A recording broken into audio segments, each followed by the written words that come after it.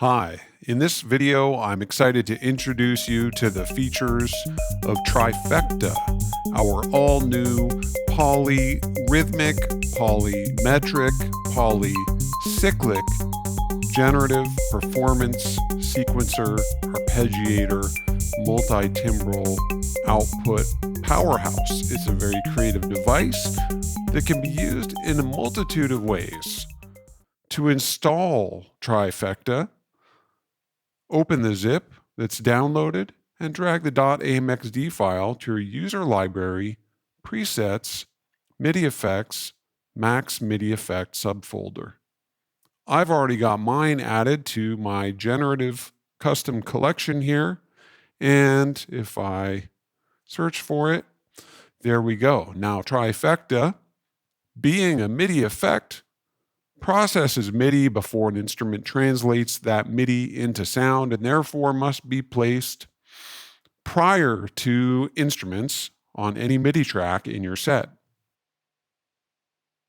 So let's begin with a bit of an exploration of the overall graphical user interface. For those of you familiar with other Manifest Audio devices, hopefully the visual language will indicate a few things to you. So first of all, on the left of the device, we have our input settings. This toggles all three lanes for transposition input on or off. We'll look at the features of that later on. You'll notice below that the selection menu to allow Trifecta to play freely, to only play while incoming MIDI notes are held in gate mode, to only play between those incoming notes in side mode, or to be used as an arpeggiator, which only plays while being held, resets every time new notes are played, and also by default transposes all of the notes. So we'll get into that mode soon enough. We can also toggle out of solo mode to blend the incoming MIDI notes along with Trifecta's output. Here we have our global clock settings. We can pause and play Trifecta's primary internal clock. We can slow down, so this is a multiplier, or accelerate by dividing the global clock. This slider applies the offset delay timing globally for all tracks. So if you want to globally reduce or increase the global offset timing, you can do that here. It's a great way to quickly turn that off at 0% if you need to. And finally, in the bottom right, this resynchronization will, at the beginning of the next bar, resynchronize all polycyclic parameter loops that are currently running. So that's our input and clock settings. On the right, we have our output settings as sustain, delay, hold. This governs whether notes are output polyphonically or a variety of monophonic modes, which allows the legato input to become relevant. We'll leave it on poly for now. Here we have the toggle to enter drums mode, and you'll notice when I toggle it, these MIDI note pitches will instantaneously switch to some MIDI notes that are a little more relevant for drum rack pad editing simultaneously. The scale is set to local when I toggle into drums mode, and the localized scale is set to chromatic, which is what you'll probably want if you're working with drums. But exiting drums mode switches back to a global scale. Whichever one was there is retained, and whatever your previous note selections were are returned to in the lane note pitches.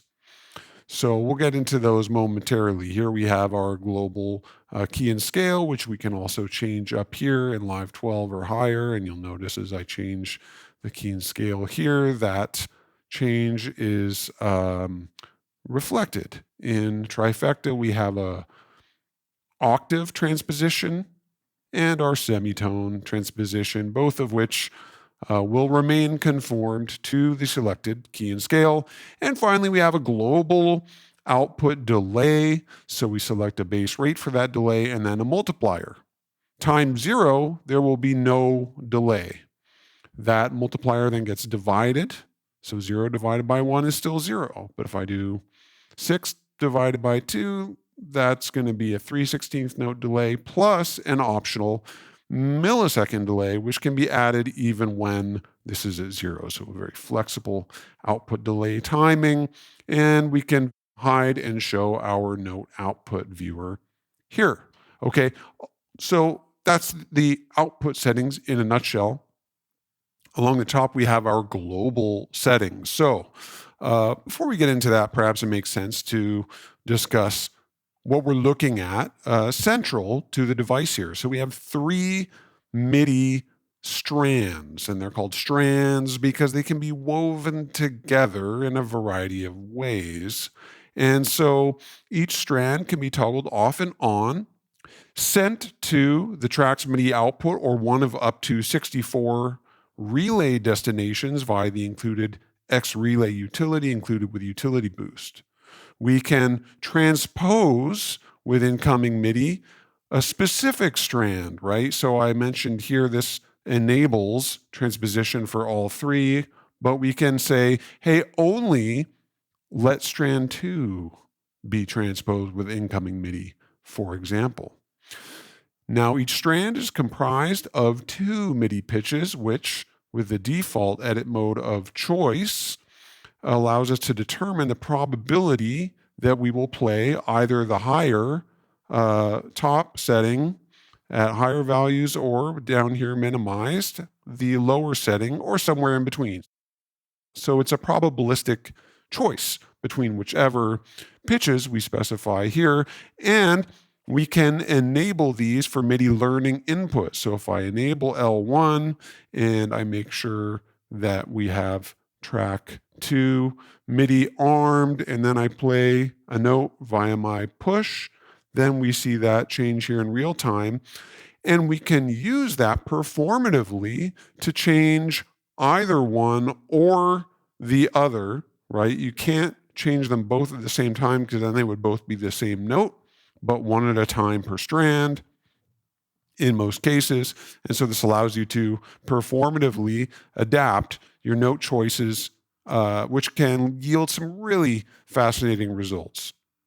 Okay, so now we get into the timing and clock settings here per lane. So we have a divisor. This is how many divisions or steps we can edit. And as I increase the number, new blank steps are added. So I need to manually enable these and enable the gate, which is always here on the bottom. Okay, so now just strand 1 is 19 steps long, and this is the multiplier of how many bars those 19 steps will be divided between. So at 1 bar, we're dealing with 19th notes. If I set this to 2 bars, then we get, I guess, that would be 9.5 notes. That doesn't really make sense, but what I'm trying to say is that these 19 divisions are now divided across 2 bars or 3 bars. And so both the divisor and the multiplier can be set between, 1 and 64 in the case of the multiplier, and 2 and 64 in the case of the divisor. But as you can see here, setting it down to a minimum and then bringing it back up will remove some of your steps that you created, so there's no memory retained there. So just be careful when you shorten and then increase it. Be advised you may lose some step data, but if you're increasing it, you're just creating new steps that are yet to be filled. So each of these can be set on a per strand basis. Okay, so multipliers are set on a per strand basis, but the divisor can be set for all strands simultaneously. Also, you'll notice this number got reduced, having been brought down by the divisor. That's because this is the loop length of each strand, and the loop length cannot exceed the number of divisors. So we can have a loop any number of steps less than this number. And I'll just double click to reset those. And above that, we have our reset in bars, so that if I have like, a 13 division thing with like only 9-step loop, that can be very difficult to predict the polycyclic, polymetric, polyrhythmic results. So maybe we want to reset it in bars. And that's what this number here is for. And this sets that globally for all strands together. So you can turn whatever crazy pattern is emanating from the rhythmic settings of each strand, the loop length, the divisor, the multiplier, and reset those together or independently. This one could reset every 2 bars, this one every 5 bars, and this one 4 bars. But if we want it all to be a 4-bar loop, sort of, or present as one, really, we can reset it globally here. Okay, and again, for those familiar with our visual language, you may recognize our forward, backward, and elliptical direction, plus a random step for the current parameter lane that we're viewing. And this can also be resynced, and these can be set globally as well for all 3 strands simultaneously. Now, the current strand can be randomized by this amount. So if I click the dice, it's going to randomize this current parameter for this strand, the choice parameter, by this amount. We can set the randomization amount globally for all strands simultaneously here and randomize them all together simultaneously like this, so long as lanes is selected. And before I get to the other global randomization mode, I'll just demonstrate that we can globally set all steps of a particular selected parameter lane of a given strand to a value defined here and reset it with its own reset button. So that goes for all of these here. Okay, now we can randomize not just the lanes, but the timings. So if I randomize the timings, now we've got all these different patterns appearing, which must be populated with steps. So then maybe we want to go back to our lanes and randomize those parameters. Okay, so finally, we've got one of my favorite features here, which is the play modes. We've got 4 different weave modes to select from. So by default is combine. The 3 strands will be combined into one single polyphonic output. We can converse automatically between them, which you'll see in context later, whereby hierarchically the playback is determined. So strand 3 only plays when strand 2 and 1 are not playing, and strand 2 only plays when strand 1 is not playing. And strand 1 just does its own thing. We can also count 1, 2, 3, 1, 2, 3 between them, forward, backwards, or forward and backwards, 1, 2, 3, 4, 1, 2, 3, 4, at a division of bars specified here. This also specifies the interval at which lane parameter shuffling will occur if I toggle this on. Finally, we also have a chaos mode whereby rather than counting between them, we randomize which strand is playing at a given time. By default, in this mode, it will always randomize from one strand to another, or toggle this to add a chance that there will be a rest between the strands. Okay, so I've explained everything without any audible examples. Probably it's time to take a listen. So let's just go in detail on one strand. I think I will toggle the others off. And if you hold down the Shift key, this becomes a solo button. So that's pretty nifty. Now strand 1 is audible. It's going to the output here. I'm just going to reset everything and set it to the default length of 16. And actually, I'll reset again now that we're at 16 steps. So we're going to hear 16 steps of C4. And so we're going to hear 16 steps of C4, but it's only looping 7, and it's going to repeat that every 4 bars. So let me reset those. So you can see that this is only looping those 7 steps. I'll just double click this to set it to 16. And now I think a good thing to do would be to set this to 50% chance between C4 and C1. And as I increase the division, we're not hearing these new steps, we're hearing the acceleration, but the loop is left at 16. So we need to increase that to hear those new steps. And we're just getting a sine wave from operator here, nothing too exciting. We'll get into that later. Okay, now where it gets really fun is that each of the 7 editing lanes, gate, choice, velocity, chance, length, delay, and control change, get their own parameter values here. So let's just go back and set this to 16 steps. It'll be a little easier to hear what's going on. But so each of these parameter lanes gets their own unique controls here, and choice happens to get a Euclidean setting. So if I increase the number of steps here, then we get a 17th Euclidean step. And I'm just going to re-enable the gate, and I can set how many of those Euclidean steps are filled. And with this being the choice pattern, not the gate, it's imposing a Euclidean pattern on which of these 2 notes plays, right?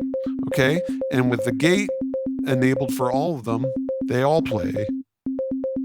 So I've just imposed a little step in the gate pattern, which is still set to a lower loop rate. If I go back to the gate, there we go, it's at 7. So let's put that to 16 as well. Okay.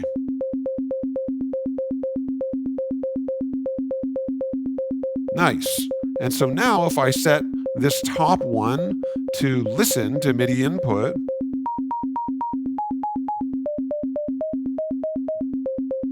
so I can sort of play the note that's coming in.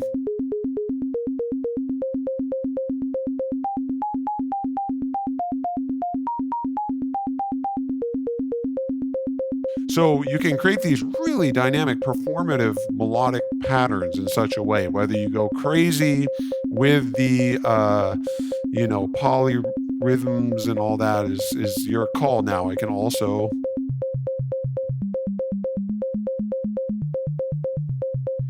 switch to controlling the lower pitch and then back to the other. Okay, but I can also enable transposition mode just for this strand individually here. Okay, but we haven't even explored all of the Euclidean options for the choice mode. Gate also has the same Euclidean options, so we can rotate the pattern here. We can change the direction of the pattern here, forward or backward, which works along with the rotation. You'll see an inverse of the pattern. And speaking of pattern inverse, we can flip it. So this is your invert toggle. And again, this is the same visual language you may recognize from our other devices. Okay, so that goes for the choice, the note choice parameter of all lanes, Euclidified. Isn't that fun? Okay, so the gate also has a Euclidean option, which got shortened to 2 at some point. So now this gate pattern is imposed over top of which notes are playing in particular. So now I've got this same 16 bar loop, and I can just say, hey, actually, let's just loop 14 of these gate steps. And as I switch back to choice, we'll see that Euclidean pattern imposed on the gate, and we'll see the playhead indicator looping back on itself a little bit differently here. Okay, so we've got Euclidean options for choice and gate. Let's go to the velocity. So now the velocity, we can, let's do a 3-step loop here. So now it's going through those 3 steps, and just so we can hear it,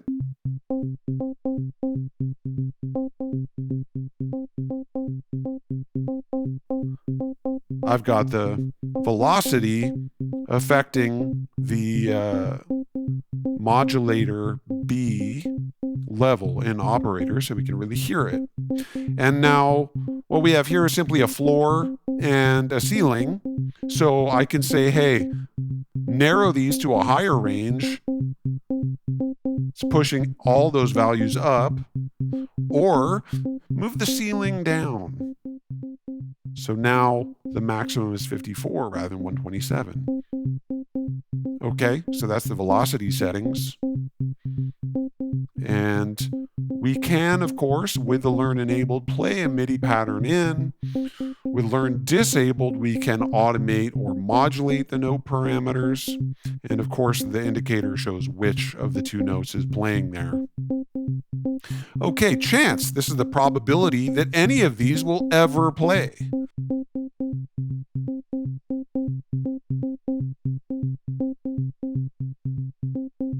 So let's do a 6-bar pattern on the chance of increasing likelihood.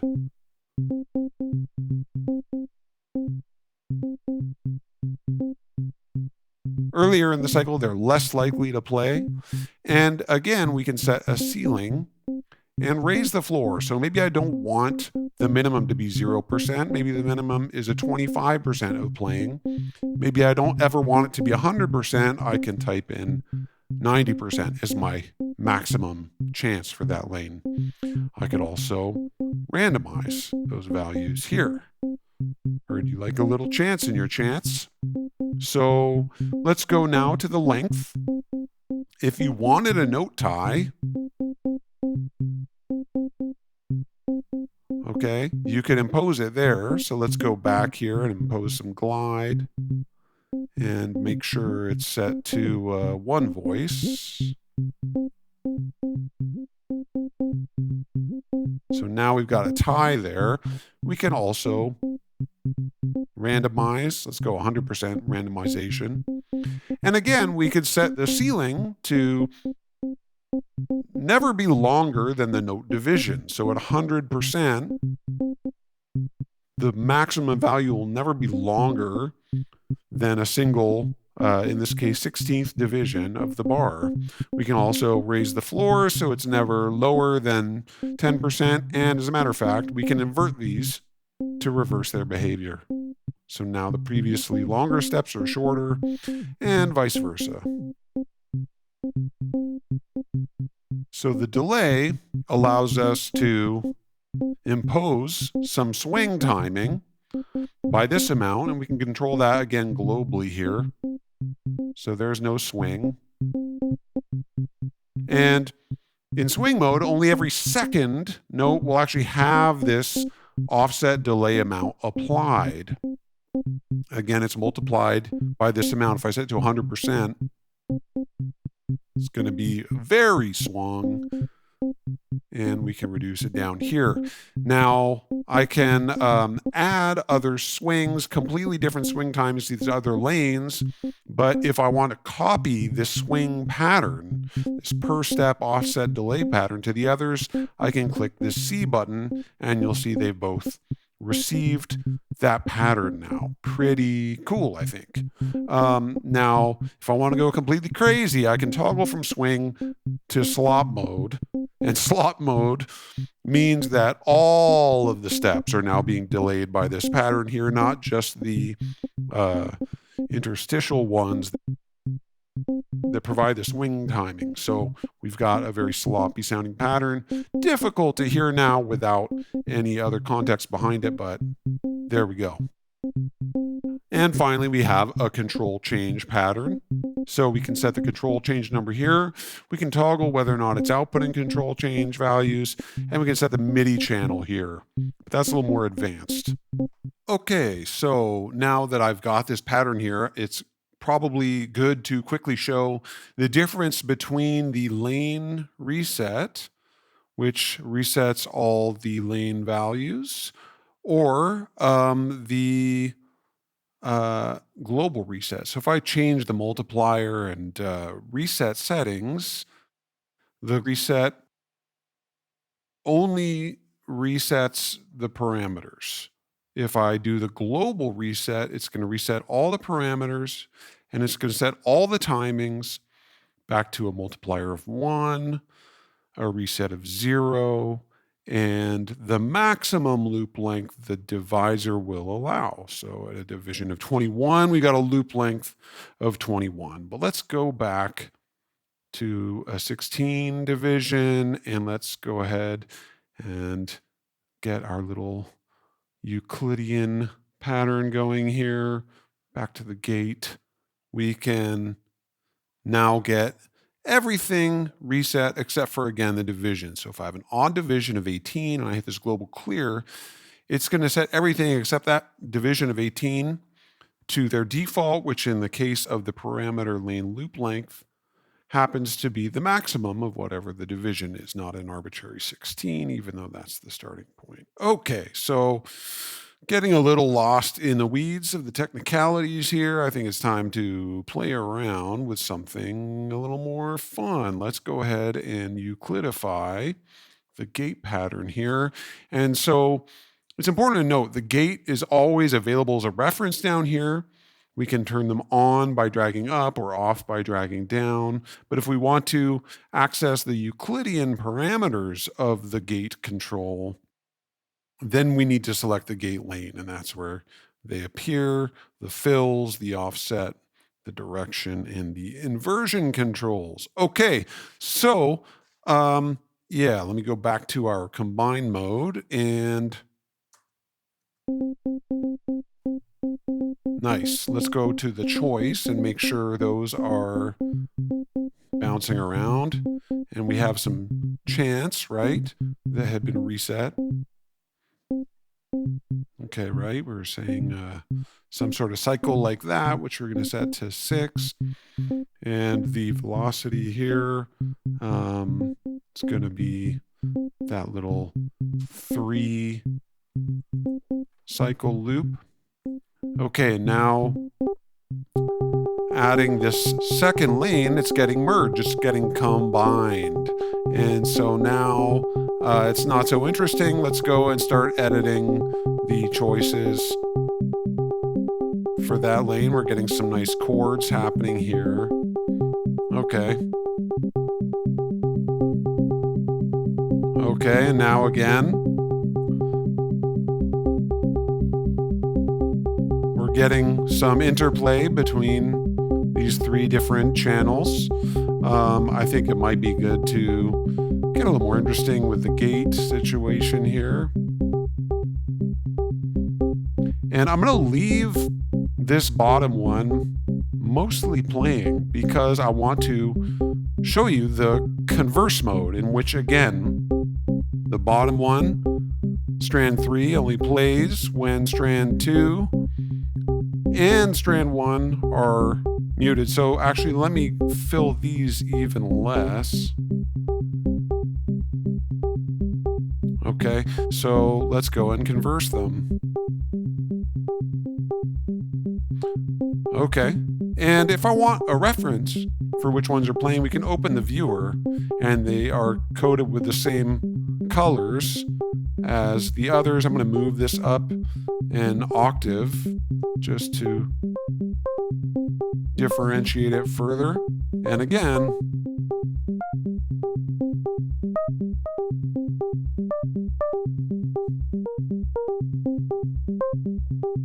really fun to play around with. Okay, so that's a view of the converse mode. These gaps allow lane 2 to express strand 2, and strand 3 is maximum, just so we can hear it. But let's give it a more interesting pattern. Let's fill. Okay, interesting, fun stuff going on. Now I can transpose just one of these strands here.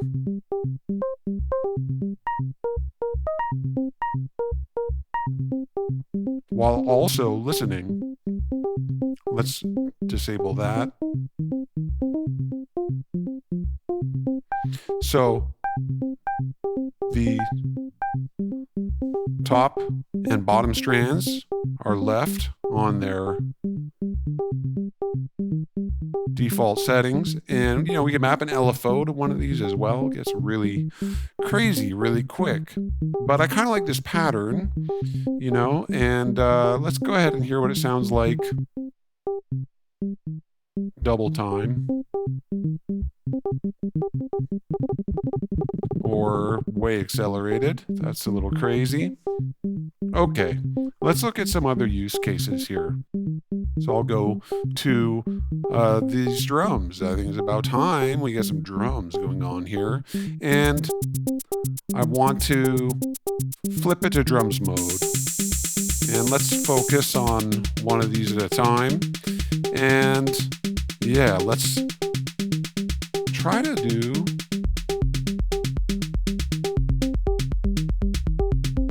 a little Euclidean pattern. Okay, great. I think we want to maybe reduce the chance of all of them, except for maybe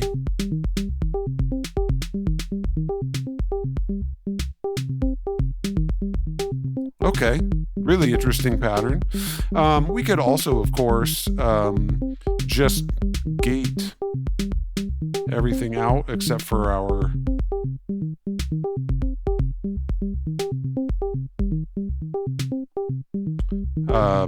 four to the floor, and this isn't the most exciting example, but yeah, let's go back to the choice, and let's say there's a chance that this next one will sometimes be a snare.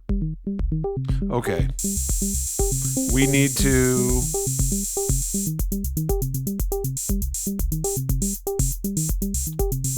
apply some Euclidean gating to our choice between the closed at the bottom and open hat here, right? How easy was that? How easy was that? Maybe we want to put a more interesting velocity pattern. So that's great. I like the pattern, but I want to narrow the range so it's not going as low or as high. And maybe let's give it an irregular cycle so it doesn't always repeat the same way. And then let's go and see what we have up here. Okay, again, maybe a little 12-step cycle on the velocity of that maraca. Now, I don't know what's going on with the other note choice on this drum rack, so let's just adjust here. And this is where it's a good example to, I don't know the note key, so let's go ahead and learn that into the claves. And because the operator was still armed for MIDI, it received that transposition on that middle strand. So important to remember to turn that off. Okay, so now we've got this probabilistic choice between the shaker and the clave. I want it to be more likely to be the shaker. And yeah, that's kind of working. Let's just go ahead to disable the kick beats so that it's not gonna overlap those for some reason. And last thing I want to do is just reduce the chance of all of those a little bit, the maracas and the shakers. Okay. Yeah, that's something. All right. Now we can transpose all of our operator pattern at once, but let's look at some other options we can do here. So I think I'm just going to pause this one. Let's go ahead and grab a different instrument. Let's grab drift, perhaps. All right, it's time to explore some more advanced configuration. So I've gone ahead, I've added a new instance of Trifecta to a new track with an instance of drift. And I've got a little pattern going there already. I'm not going to get into the nuts and bolts of that too much, but we're in Converse mode. So these on strand 3 only play when those on strand 2 and strand 1 are not playing, and strand 2 is only allowed when strand 1 is not coming through. Okay, and now I can assign this for transposition with a learning input, but I want to express these different strands through some different instruments. I want to use this Euclidean polyrhythmic sequencer multi-timbrally. So what does that mean? Well, I've got an instance of collision here set to Marimba Classic with the included X relay utility, and I've got it set to relay 1 as the source. And I've also gone to operator. I've deactivated the trifecta there, add another X relay, and set that to relay source 2. So now if I go back to the trifecta, I want these high notes not to go to the track output, but to the Marimba Classic. And now it's being received over here. Isn't that nice? Okay, and let's send these lower bass notes, let's send those to the operator. And I might want to drop them down an octave, which I could do internally here or at the receiving end via X relays. Octave transposition. And I could similarly transpose those marimbas up on the X relay side, but I want to explore just recording in a pattern that we can use to transpose dynamically. So yeah, I'm gonna go and enable this for Learn 1, and I'm going to enable recording here.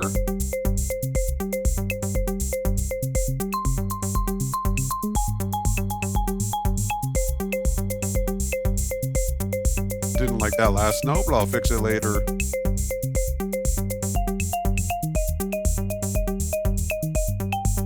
Okay, let's pretend that we're happy with that.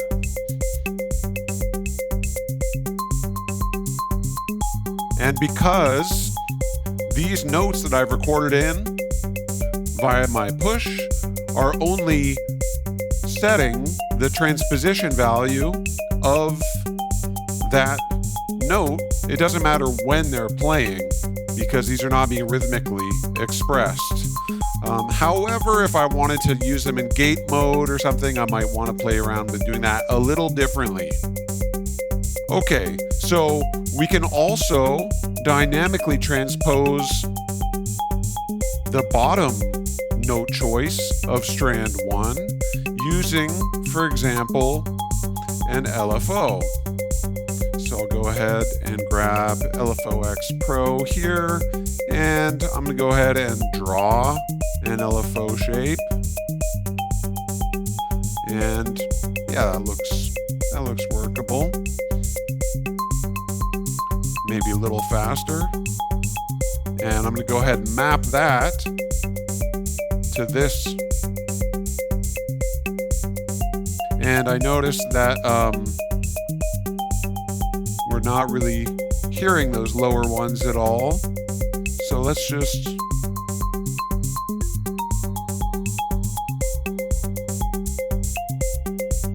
okay, now that's a little too much modulation amount, and I think I'll want to set the floor value of those up a bit higher. So we've got strand 1, layer 1, note choice 1 being controlled by MIDI, and note choice 2 controlled by this LFO. That's kind of interesting. And we could get way deeper into the LFO settings, of course, but we have other videos on such things. Okay, so now I'm going to explore the other weave modes here, which we haven't really gotten into. So let's go into the count mode. And I think I want this drift pattern to be a little busier because right now we're not concerned with the overlapping of count modes and whatnot. So I'll just go ahead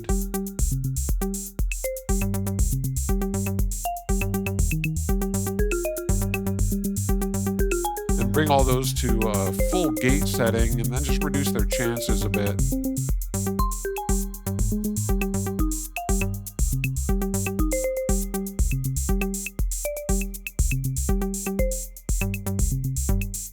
So now we're counting, and you can see the highlight color of which strand is currently playing selected as we count back and forth at a division of 4. So if I set this to 2,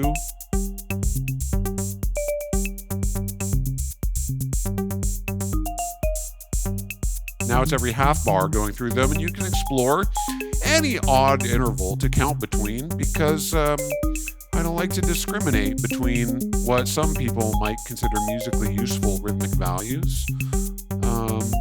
And now we get this dynamic interplay between these different instruments getting triggered throughout the set. How about that? I'm enjoying it. Can't lie. Now, let's try doing the same thing but randomly in the chaos mode. And if I mute one of these strands, it automatically factors that into the randomization. So it's not going to randomize or count accidentally a deactivated strand. Now let's set this back to this division of 3. It can be kind of regular. Some of the notes might get truncated a little oddly, but they'll fundamentally stay in sync with whatever their clock settings are. Let's go back to a 4. So that's a quarter note randomization. And let's toggle to the random rest option. So now with this activated, you see there's a chance every quarter note that they'll actually stop playing back.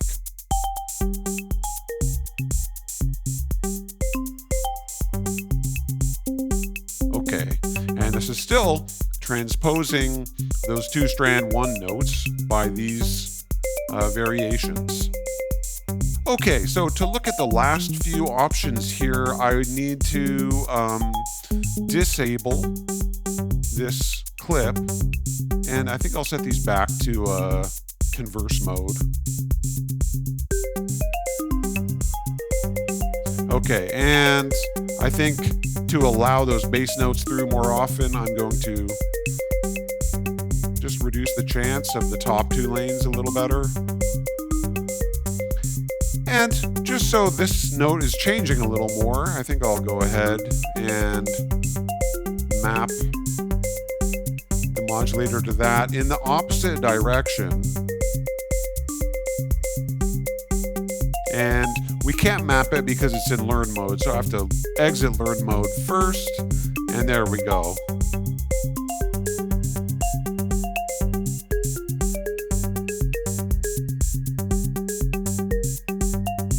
So those are both controlled by the same LFO, but in divergent directions. They're in Converse mode, so they're interacting dynamically. And I want to just use this opportunity to explore the other input modes. So I have to make sure this is armed for MIDI input. And if I set it to gate mode, we're gonna stop hearing anything, because now all 3 strand outputs will only play when I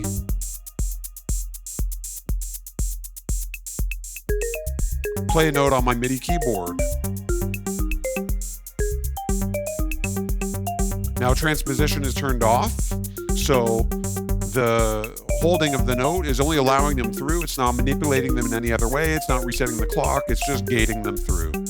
Now we can also experiment with the side mode, which allows them all to play and then stops when I hold the note down, just to create different inverse dynamic behaviors that are fun to play around with. But finally, as the icing on the cake, I want to show you the ARP mode. So I'm going to arpeggiate these 3 strands that are being sent to 3 different instruments. And so they're all going to transpose and only play when I hold the note, and reset with each played note, and do so while remaining in sync with the clock. So let's explore. So here's ARP mode.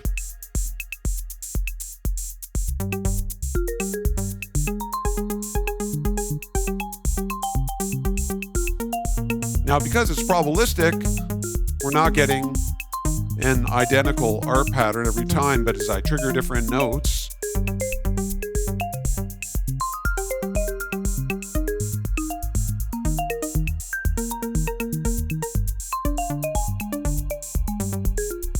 okay, so I'm going to maybe just capture that, and there we go.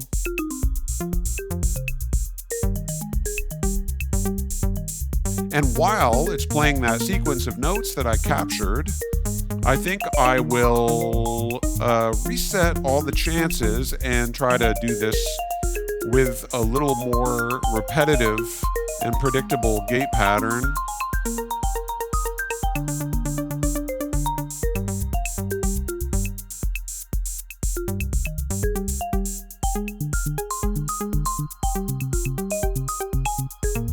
So we can hear these, and I'll go ahead and quantize.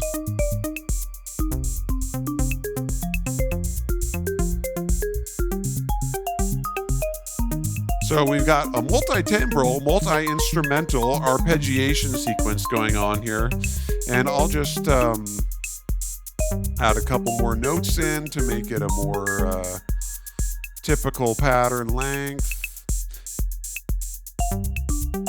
And I'll duplicate the clip so we can revert to that previous version.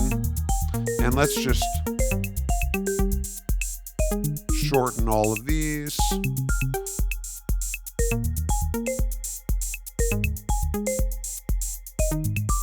Okay, missing one there, that's fine. Oh, it's just a little late.